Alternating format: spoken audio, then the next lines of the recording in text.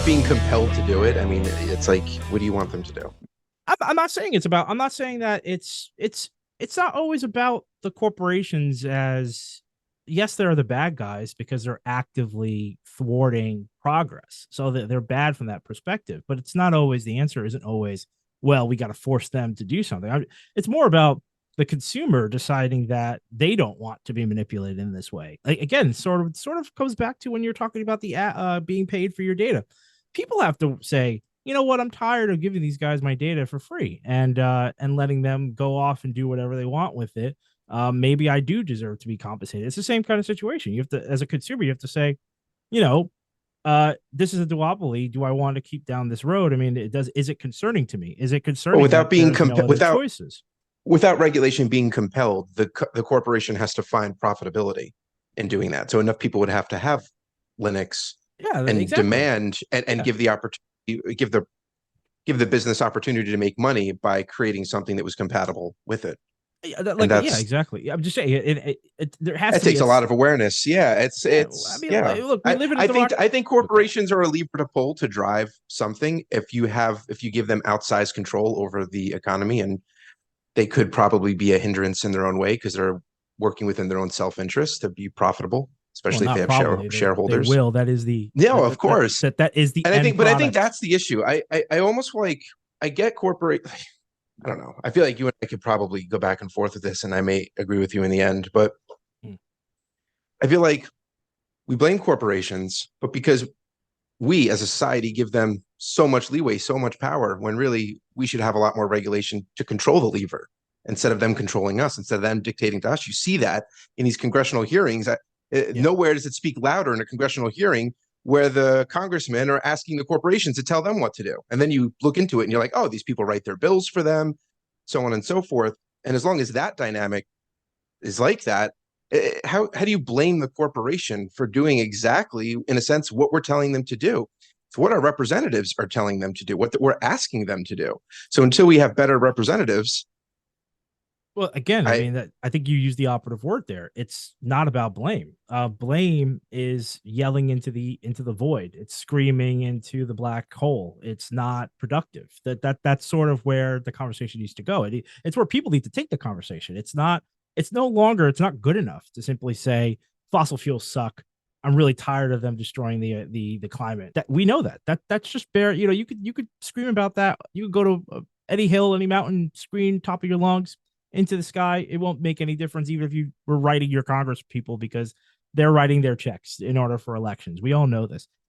You're right. It has to be a more of a grassroots. You know, I've decided that as an individual, I'm not happy.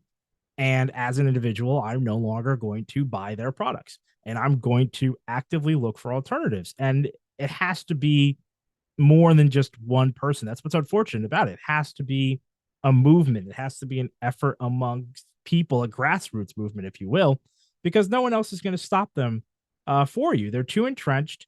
They have too much control, and they've gotten such a massive head start that you're never going to legislate them into the ground in order to ensure fairness and yeah, in a fair space in terms of competition.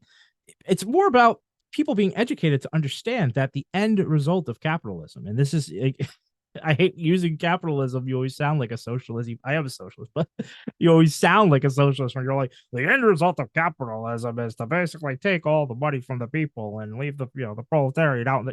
It's it's just a bare fact. The end result of capitalism is that you have less competition because the goal of any company is to be the most profitable entity within their particular lane. And in order to be the most profitable entity within a particular lane means you want to monopolize it. That's your end goal. That's any company's end goal is to monopolize the space so that they have all the profitability. That's just it. That's like a fact. It's like it's weird to have a conversation over facts in that way. That is factually that is just it. That's the end goal of any company. No company wants to go out into a space and say, "Kumbaya, I'm here to share." We're not going to make it. No company goes out there. When's the last time you heard at a shareholders meeting a CEO stand up and go, "We could have made $3 billion this quarter. We decided not to." Because there's a guy out there who wrote me a letter. He wants to enter this space. He also wants to sell onions. Okay. I said, you know what? I like the cut of his GIF. I said, dude, we're going to take a pay cut. We're going to let you sell more onions, and we're going to give you a stall. And we're going to give you your free space to sell those onions. And we're going to, you know what? I'm going to cut back on ad time. In fact, I'm going to let you run some ads in a space that I could have run ads because I want a fair world. I believe in fairness. I love my fellow man, and I want everyone to get a fair shake out there. And that is our corporate newsletter. That's what we're doing this quarter. If that sounds bizarre to anybody, as in that's never ever happened in the history of capitalism, there's a reason for that, because that you would lose your job. You would be out of a job within 10 seconds of sending that memo or publishing that report. The shareholders would revolt and want you out because you just cost them money. It's not possible. You cannot do that. You can't do that as a CEO. So this is the landscape that we live in. And if more people understood that, and like not just understood it, but like internalized that this is the end goal, this is how it has to be, then I feel like you would get more proactiveness. You would get people who want to be more proactive in our daily, in whether it be as a consumer or in terms of politics. But you cannot, the government's not going to solve your problems, not to be some libertarian. That's a whole nother bag of, that's another bag of turnips. But at the end of the day, it's true. You need a lot. You need like what is it, like a village? What is it, like a village to raise a child kind of thing? You basically have to take stab. You have to pull away with everything, and at some point, even people have to sacrifice. It's impossible to make change without sacrifice. It's like a fool's dream or errand to go out there and tell people that big change can occur and you won't have to sacrifice anything. Anyone who's telling you that, by the way, is completely lying to you, right? That's a bamboozle. That's your first tell. Anyone who stands up at a podium and says, I can do this alone, I can make your world better, without you having to lift a finger, I will change your world, I will make you rich, I will make you secure, I will make your children's lives better than your lives. Anyone who's telling you that is just full of complete horse crap, because that's just not realistic. You have to sacrifice if you expect to see change in this world. There isn't a single event, whether it be like the revolution that we all love to talk about and lionize. You have to put your neck on the line. If you don't put your neck on the line, you're not going to see change. If those guys weren't, those guys could have been hung if they lost, and they were still like, you know what, I want to do this anyway. They have, granted, they're complex heroes or what have you, and you know that, but I don't want to get too off center. Back to Linux. If you so don't we want were to hang talking by about that data operating news, systems. Yeah, you gotta do something. You have to about sacrifice like the revolution to make it is a Linux look. It's like a tech revolution. I mean, it's if we sit back and do nothing, we'll expect nothing. And I don't know how to. That's the thing. I don't know how to push people any more than you already. That's part of why we do this pod is because it's like our little foray into trying to do something. It's not, even if it's not like, whether it works or doesn't work, it doesn't matter. But it's better to do something than nothing, even if your something is inconsequential in the end. At least you tried. That's the way At least you tried. I view it. At least you tried. Good practice. Yeah, man. What else can you do? I assume you brought a topic to this little get together we call a pod. I brought a topic to our weekly discussion, and I'm going to stick with the theme of our last episode 125, I believe. And I want to continue exploring some data with you, Antoine. Okay, let's do it. Specifically, the type of data that we all generate. So what I want to do over the next couple minutes here is raise some awareness for everybody listening. If you haven't listened to our last episode, you don't necessarily need to before this one, but I do encourage you to check it out one way or another. But I want to raise awareness about all the data that we all generate. Even if you don't think you generate a lot of data, trust me, you generate data. And in the back of your minds, as we're going through this, just remember how much revenue, right, profit, others generate once you give them your data. Once you take your data that you have, it's held within your little fingers when you enter stuff into the computer, when you do something with a device, right? It's all locked in there, and Little you data give it, children, right? data You give progeny. it's like pixie dust. It's just flying It's off of. everywhere. It just It's gets just everywhere. pixie dust, right? If you ever seen Peter Pan with little Tinkerbell flying around, she gets tapped, she flies. It's just everywhere. You can't do anything without having a digital footprint anymore, unless you are truly off the grid. So Is it you like remember sand? as Is it coarse and just I, unwieldy? it kind of glitters. It's Oh, okay. beautiful. It's It's a more like beautiful thing. Your Pixar data based. is Okay. beautiful, folks. Your data is beautiful. All right. Treasure your data. But I want you to keep in mind how much money people are making off of this. And we went through this in our last episode. I'm not going to get into the numbers this time. And I want you to remember what you get in return. You get maybe a free chat. Maybe you get to post a picture for free.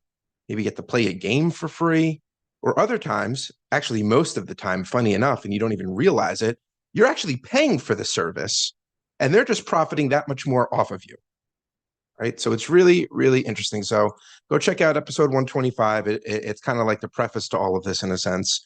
And let's get into data. So yes, when you're talking about the data that you generate, yes, you are generating it in social media, but you're also generating it when you use your credit card, when you drive your car, when you're using devices, basically anything that's connected to Wi-Fi or is downloaded is capturing and sharing your personal data. And that data can be personal identifiable data. It can be demographic data, or it can be behavioral data. Right now, let's explore how your data is captured, shared, and monetized in ways that are not related to your actual activity, right? In ways that you might not be thinking about. One way is simply by engaging in digital activity. You might immediately think about I should say, activity taking place on a social media platform like posting photos or downloading an app, playing a game, taking a quiz. But how about outside of social media, like filing your taxes? And I mention that because earlier this month, it turns out that H&R Block, Tax Act, and Tax Slayer wanted to improve their ability to market to its clients. So they installed some code on their website to capture visitor activity. Now, this is relatively common practice, folks. Every website does this. So this isn't atypical for them. But the nature of the activity is not equal across all corporate websites when you think about the sensitivity of the data that's being handled. So someone going in and signing up for a newsletter to be alerted of a video game coming out versus someone going to a website and entering their tax information, it's different. But you use these codes, right? So some companies have to assess the risk accordingly when you're thinking about deploying technology on your digital assets. Now, these tax companies decided to deploy codes from Meta and Google. Meta is the parent company of Facebook. Again, we discussed it a couple episodes ago. And by doing so over the course of 2 years, they've shared with those two tech giants tens of millions of taxpayer of data on taxpayers. So they shared data of tens of millions of taxpayer data with Meta, with Google over the course of 2 years, including filing status, income, refund amounts, names of dependents, approximate federal tax owed, which buttons were pressed on the tax preparers' websites, and the names of text entry forms that the taxpayer navigated. That's messed up. That's messed up. And so it's a lot of information. Well, here's the thing. Here's the thing that sucks about this. I'm imagining that the user agreed to all of this because it was in the fine print of some incredibly long documentation that you had to click OK in order to get your taxes filed. Does it even mention that? It doesn't. And you know what? That's not necessarily true. Okay. If they because what it sounds like is that they didn't know. They themselves, the corporations, did not understand the technology they were deploying and didn't know that Meta and Google would be scraping this information, that the information would be sent to them. It sounds like they just didn't. Wow. Okay. And it was just a fundamental misunderstanding of the data flow. Okay. And so it could have been, if they knew about it, yes, they would have updated their T's and C's, maybe, not when it comes to what you're clicking. That would be more of like you when you first go in and it says, "Do you accept these cookies? Do you want to do this Yeah, stuff?" Right? that's what I'm wondering. You pick. Yeah. Yeah. Do people read that? No. If they No. read it, would they even understand it? No. No. So No. it's yeah. I mean, first of all, I mean, we could go on a whole long rant about that. I feel like everybody who has ever come across one, which is 99% of people, always thinks that. It's like so it's so hilarious that our governments would work so hard to talk about doing data protection only for it to amount to a long 1,000-word essay with legal jargon that you would have to be a trained lawyer within the tech space in order to even begin to comprehend what it is you're actually saying okay to. And the companies are allowed to just do that as a wall to something that you just need. Like, I need to do taxes right now. I don't have time to think about what is being put in front of me before I hit click OK. And anyone who says you should read it and you should make a choice, how can you have a choice when every single tax prep company out there is going to be doing the exact same thing unless you have enough resources and money to go to like a boutique tax specialist, which Or you 90 do it yourself. Or you do it yourself. even doing it yourself, because first of all, we don't have to get into this, but I mean, the government, it's what's it, TurboTax and all those things make it very difficult for you to figure out how to do it yourself. The government's trying to remedy that by making a tax app or a tax website that people will be allowed to do, which is being critiqued by certain players in the space as to the government trying to take your money and take over whatever. It's a whole other thing. Anyway, the point is that I can't believe that the solution from anyone was to throw up a ball of legalese for everyone to click through, and that is your choice. You either don't want it or you want whatever they're selling, and you have to go through this wall. I just think it's just so it's absurd to put that on the user to find a workaround if they don't want their data to be sold or taken by a particular corporation or entity. Anyway, everyone knows this. Everyone feels the same way. This is just something that If we've you been don't, you leveled, should. If leveled you against don't, us. if you've clicked OK because you just want to get to the next screen and you really Yeah. don't even know what you're facing, because we're in business, we kind of know what that is. Maybe some people don't. I mean, that's an assumption. So if you Even don't people know who what know that what is, it you're is, you're agreeing. you're You're agreeing. agreeing to share the data that you enter in a sense. You're agreeing for them to put things on your computer too in some cases. It's So your sometimes it's your bank account. It's your freaking bank. What am I supposed to do? Pick another yeah, bank? there's nothing you can. I like it, like no, there's nothing you can do, and I think that's kind of the point of raising awareness for all of this. Yeah, So exactly. But there's a yeah. that it's a lot of sensitive data, folks. Again, H&R Block, Tax Act, Tax Slayer. If you did use those sites, you should be a little concerned if it impacts you. But do not forget, right? I don't want you to lose sight over the super sensitive data that was shared with those two companies. But don't forget, these codes, like we said before, are used everywhere. Like if it's not those two companies, it's someone else. There's plenty of web analytics services out there. These codes are on every website that you're visiting. So all the interaction, all the profile data that you have, all the behavioral data that you exhibit by clicking and searching and all these different things you can do, downloading By existing online. by Basically, existing by just online. existing online, which we another whole conversation should just be a right and should just be anyway. Yeah, by existing in a So space that it is almost detrimental to your health and your future to ignore. It's not like you can live without being online in modern society, or at least modern Western society. So the point is that yes, that was an example of super sensitive data that should never have been shared with another company without you really knowing why and what you were doing. It shouldn't be something that's like an oversight or something you can casually click through. And if you didn't read 80 pages, you didn't know. There is every other website you visit is sharing that type of data. If that was an example of that level of highly sensitive data being shared just by using those codes or something like it are used everywhere. Okay, so please understand that level of data that you are again shedding like pixie dust across the internet. Now, another way of sharing data is streaming. Most of us would think of movies and music, and the global music industry surpassed 1 trillion streams in 3 months, which is a full month faster than 2022 and the fastest pace ever documented in a calendar year. So congratulations to them. The type of data being aggregated here isn't just your PII, which is your personal identifiable information again, but it's your segmentation, right? And this is where you kind of get into how your data is aggregated. So we're adding more color to what we call your persona. So you're in the US, you listen to non-English language music. You listen to music between X and X times. You buy this type of music. You react to these types of ads, or your data set is matched with other aggregated data and you purchase these types of products, visit these types of sites, answer these types of quizzes, drive this type of car, make this amount of money, just receive this amount in your tax return. You have all these other relatives, and now their attributes are linked to you, right? Because they captured your dependents from those sites. But what other type of data can they match up? And so let's imagine even going beyond that, right? Now, you've seen the type of data that you shed like pixie dust. You see how you can kind of be grouped into segments and your behavior manipulated in that way. But if you imagine everything else that amplifies that, financial data, dating data, right? You're on your dating apps, political data, sexual data, shopping data, geographical data, even medical data.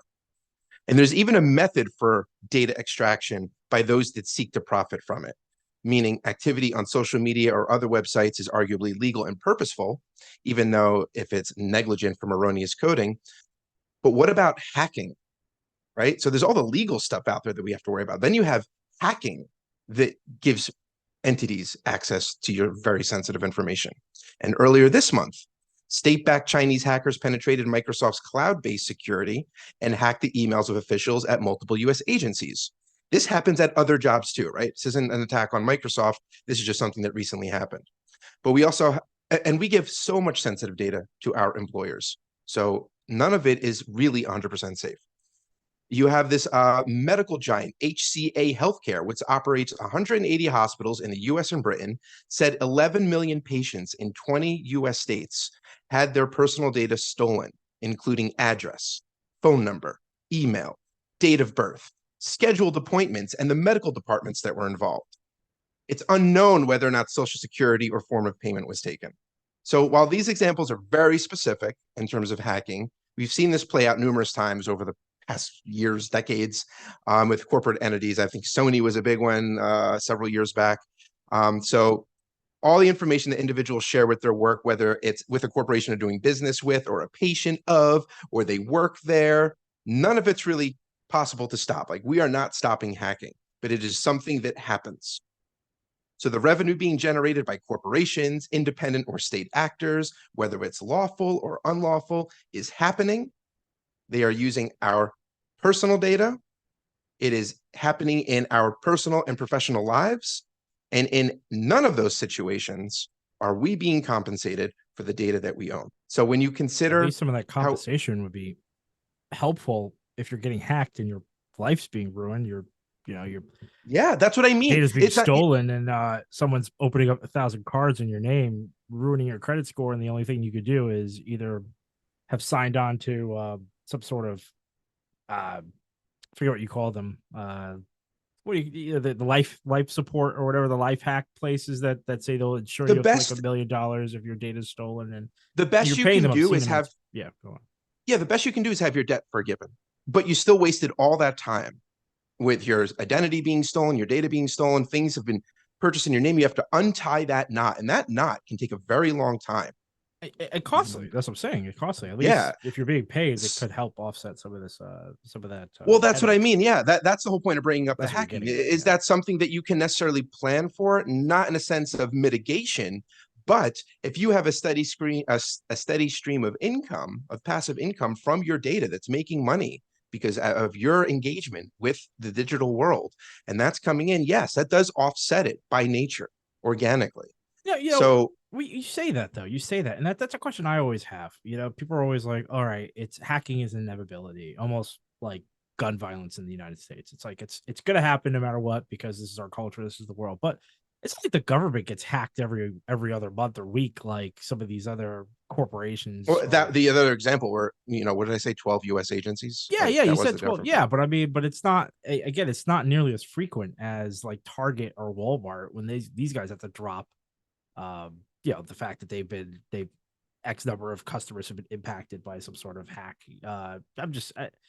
I guess you're I'm not. saying that I even have because the no idea. government gets hacked, it's like it is unstoppable. But What I'm saying is, Mhm. it seems like, almost like it's a cyber war in a sense, right? You have I'm on people on who the are government active level, yes. trying to subvert your defenses, whether you're a corporation or a government. It seems like it's the same parties providing this digital security to these entities anyway. Yeah, And yeah, you that's you true. you build a robust system.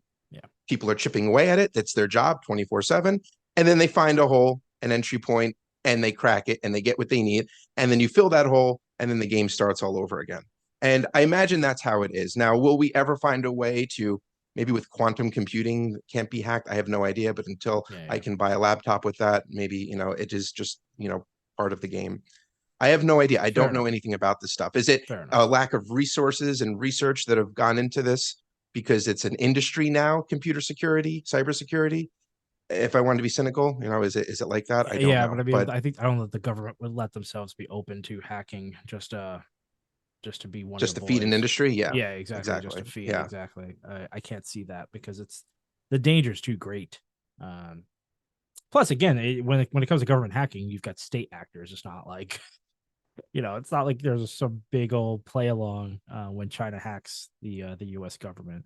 What is interesting is that this is the one thing you can do without incurring. You know, it's not like you hack somebody and then they bomb you.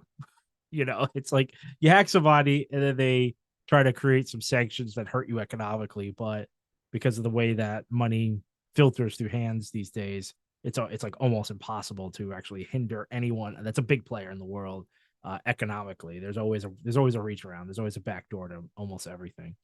Um, anyway, go on. Yeah. So with all this in mind, now when you consider how AI could be manipulating this data to either manipulate you or impersonate you, we've seen that with, actors. And I think James Earl Jones was a segment we did several months ago on the pod. Maybe crack your password, especially if it knows all this information about you. Wait. The The James Earl dangers. Jones thing was the a what was it AI? It was It was AI in his voice. yeah, but that was agreed to, didn't he? Yeah, but what now? Yeah, it's agreed. Yeah, that was agreed to. But Yeah, the point is that if you have nefarious players doing that, or well, yeah, in that situation, it would be nefarious players. If you have nefarious players that are able to get access to your likeness, your data, yeah. and Okay, impersonate you and fine. steal your identity and do things, yes. Um, like I said, crack your passwords. A legal entity isn't going to be trying to do that. So there's just risk on both sides, I think.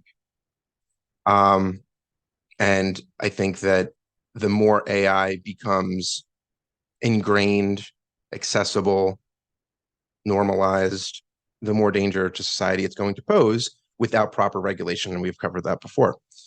So to that point, Elon Musk just announced his new artificial intelligence company. And I don't know how to say it. I'm going to say XAI because it's the letter X in AI. I have no idea. Times AI. I don't know what he's calling it. But he says that company is setting out to seek, and I quote, to understand reality. I don't know what that means, but it's an ironic turn of events given that Musk accused Zuckerberg of cloning Twitter to create threads by hiring former Twitter engineers. Musk has apparently hired former employees of other AI companies to work at his AI company. Those other AI companies being OpenAI, DeepMind, Google Research, and Microsoft Research. So he kind of just did the same thing. But in any case, AI is going to be a part of the mechanisms that directly extract data from you. The point of digital engagement, I think that's why it is relevant, right? The more businesses adopt AI, the more it becomes part of how we do business. When you're engaging with all those websites, with all that stuff, it's not just going to be these little snippets of code that are going to scrape your data and feed it back to a database. AI is going to be there from the beginning, working that into the algorithm, working that into the machine learning, and taking it over from there. So it's going to be very hard to keep up. I mean, it's already hard for a lot of us, me included, to conceptualize exactly what type of capability is out there, but it's only going to skyrocket from here. So how do we get ours? Last episode, we mentioned Jaron Lanier's concept, data dignity and how it could power UBIs or pensions or maybe even solve or bolster Social Security.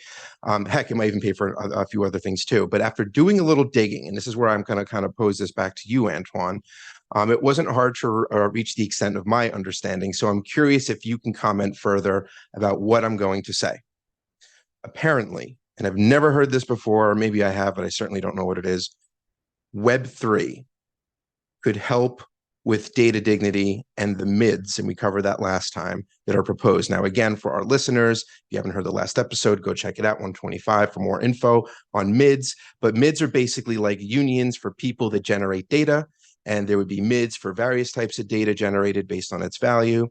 So you have these MIDs negotiating on your behalf with users of data, like corporations, for instance, so that you get your rightful piece of the profits you help generate. Now, getting back to Web3, the brief definition I got from it was that's a combination of blockchain technology, artificial intelligence, and the Internet of Things, which is a term I'm not familiar with. But again, definition of that, it refers to devices that are networked together over the internet, like household objects to industrial tools. I definitely summarized that.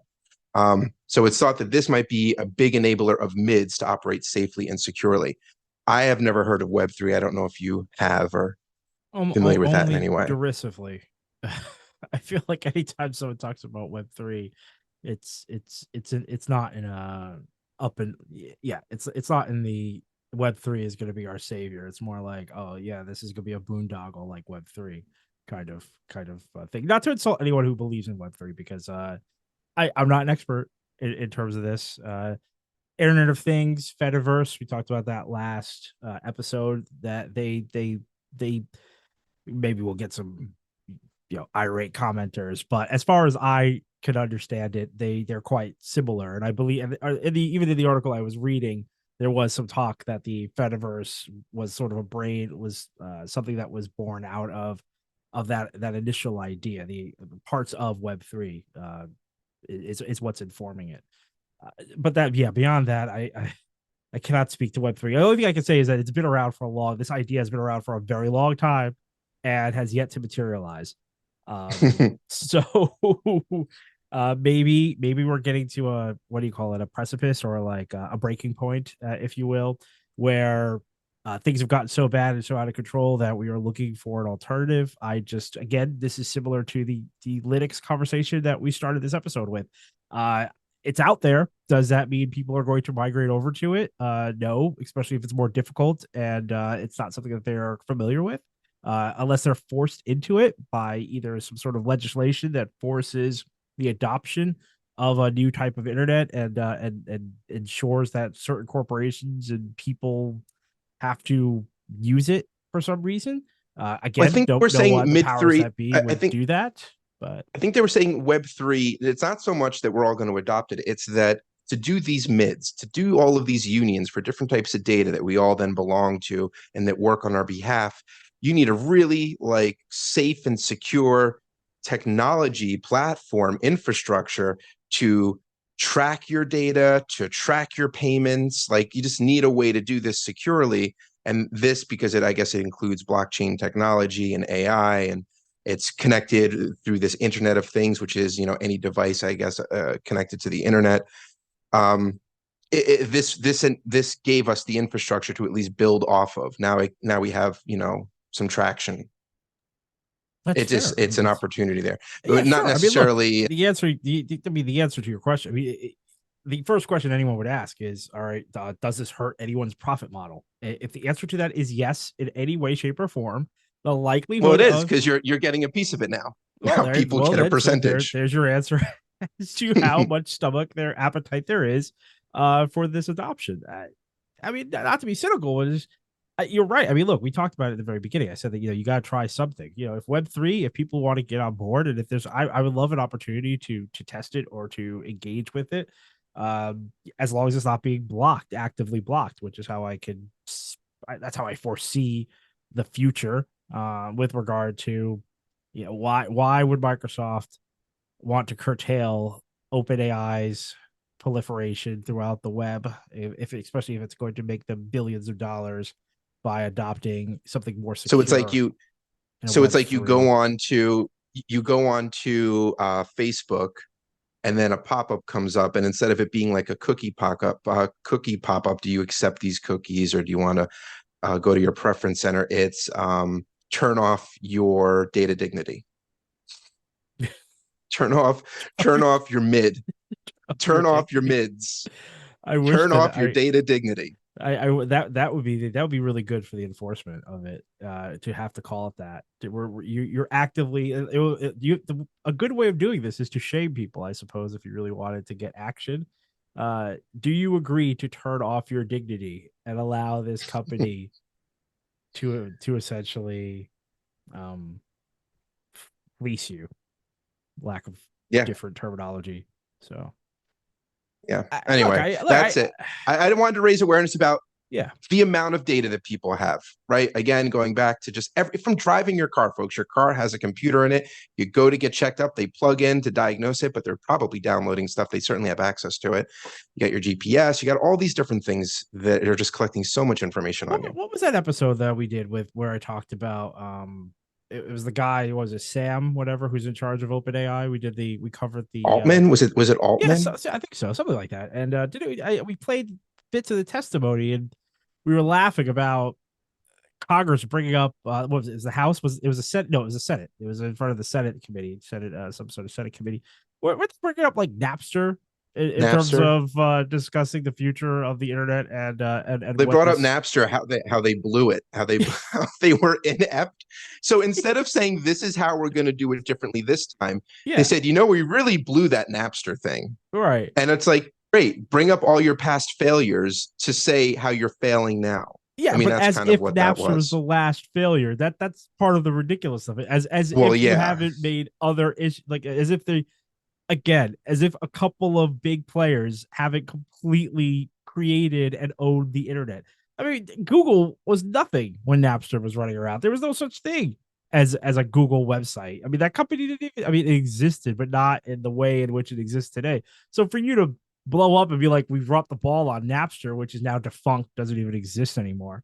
Uh, that's what I'm saying. If your mental space is all the way back there in 1998, there is no way that these legislators are going to catch up to what's going on in Web3. I'm just saying that was part of the crux of the episode. You could go back, everyone, but the way we were critiquing the Senate hearing was that it was like the questions they were asking were just so far behind the times. It was like, you guys are so far, you're so far removed from where the conversation needs to be, and you're playing catch up. And you need to be ahead. Like right now, you need to be looking. These guys need to be kind of in your rear view mirror as you're thinking about how you're going to restrict and legislate the way in which these guys have trained their machine, looking for bias, looking for infringement on copyright, stealing from artists and actors and writers in order to build these models.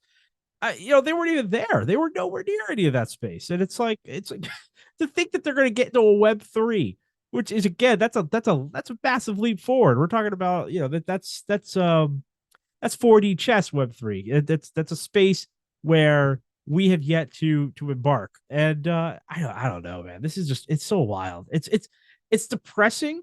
You laugh so you don't cry, but it's yeah, it's just depressing, I think, when you really get down to it. It's like, how are we ever going to get up there? How are we going to get there? How on earth can there be Awareness. this conscious You need, awareness? everyone needs to recognize the existence of their data. Let's start there. Let's start there. Folks, tomorrow, just one day, tomorrow, be aware of everything you do digitally. Everything, not just I opened my computer.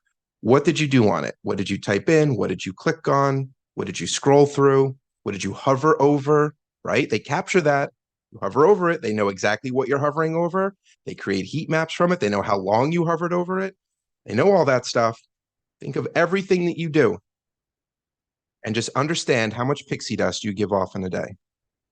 You know what I would love in that line? Because I think you're playing into this. And this is for people smarter than us, unfortunately.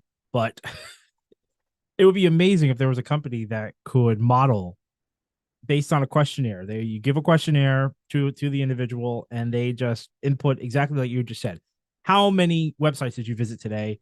How long? What's the approximate time you felt you hovered over X number of types of buttons? You're picking out the things that people normally would collect data and make money off of, and then to give you a estimate as to how much money you've earned today if we were in a Web3 model.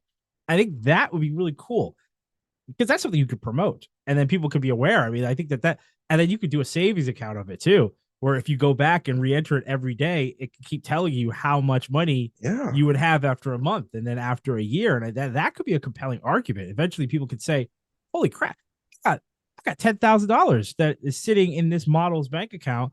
If everyone was playing fair and actually paying me a portion of the money they owe me by taking my data and using it to better their own systems and increase their own profitability."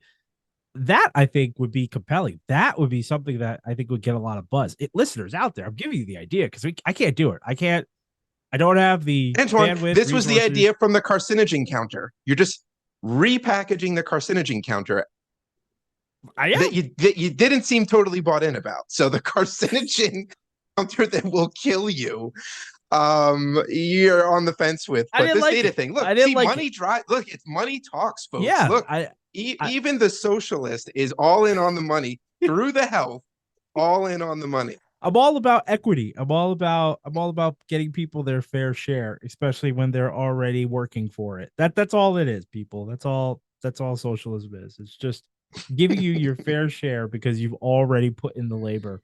It's rewarding you for what you're already doing, which is here. You're already giving these corporations everything they need. You might as well get paid for it, because other than that, what's the point? Why? Who goes out into the world and said, "Please rob me. Take everything from me. I enjoy the experience of being robbed." If you're being robbed of your data, at least you should get some sort of recompense. Anyway. All right, then. All right. Well, that's it, folks. We got new clips out every week. Fridays are the full episodes. Like and subscribe to us on YouTube, Twitter, and wherever you listen to podcasts. And with that, I bid you all a very good retraction. Oh.